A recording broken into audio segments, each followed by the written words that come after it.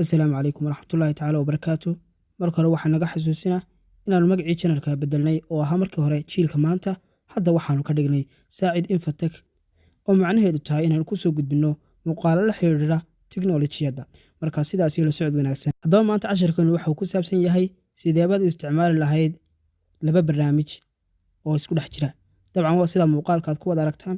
Sidee baan dabcan laba barnaamij oo kala duwan sidee baan hal mar u wada isticmaali karaa. Haddaba casharkeenna ayaad maanta ku daawan doontaan.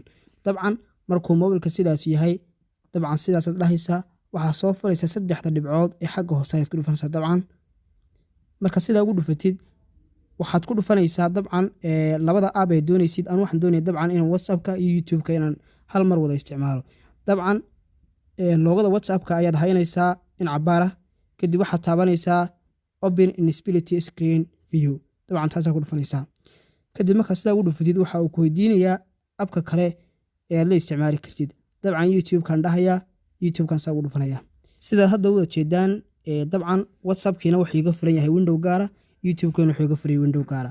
Haddii aan imika u baahdo inaan YouTube-ka aan daawado muuqaalada dabcan waan daawan karaa. Sidoo kale WhatsApp-ka haddii aan doonayo inaan isticmaalo waan isticmaali karaa. waana casharkaas ayaan dabcan rabnay in la socodsiino. Dabcan haddii aad doonaysid inaad kolba split ka rabtid amba window-ga rabtid inaad soo gaabisid dabcan halkaa yare dhexe ayaad taabanaysaa dabcan saas soo jiidaysaa. Haddii aad doonaysid in kaayar uu sare kugu yaraaday dabcan waa iska soo weynaynaysaa. Haddii aad ka soo baahatid weynaysidna dabcan saas aad weynaynaysaa. Marka casharkan in laga faa'iideeyo waan jeclahay. waxaan idinkaga tegayaa assalaamu calaykum waraxmatullaahi tacaala wabarakaatu. markastana waxaan naga xasuusinaa inaad channel ku soo biirtay oo subscribe garaysid. sidaas iyo nabadgelyo.